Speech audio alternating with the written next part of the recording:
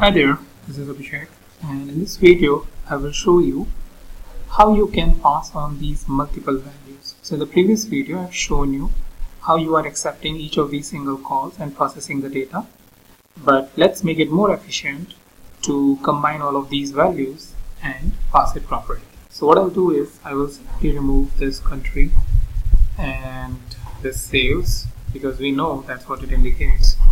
I will put a colon within the list definition. So what I am doing is I am defining the list with this curly brackets and giving a key which is Japan and value which is this $1,000 or any value. Now let's pass on the India and 5,000. Let's pass on the China and maybe 7,000 and execute it. Alright, let's see the problem. I think there is no problem. So format underscore report takes 0 positional argument but 1 was given.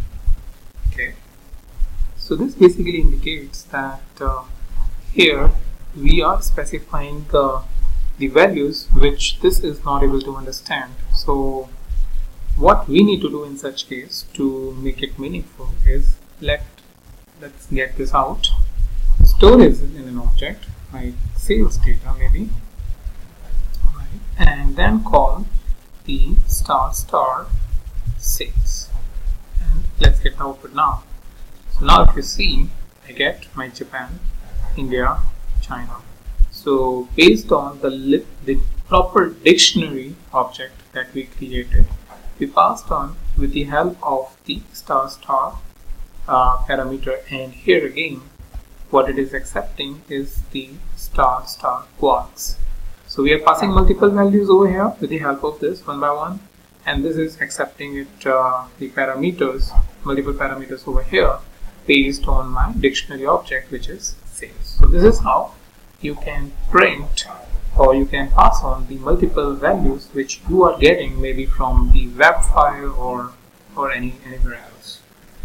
So that's pretty much all about it, how you can print multiple values and accept multiple arguments in the function and format it and print it.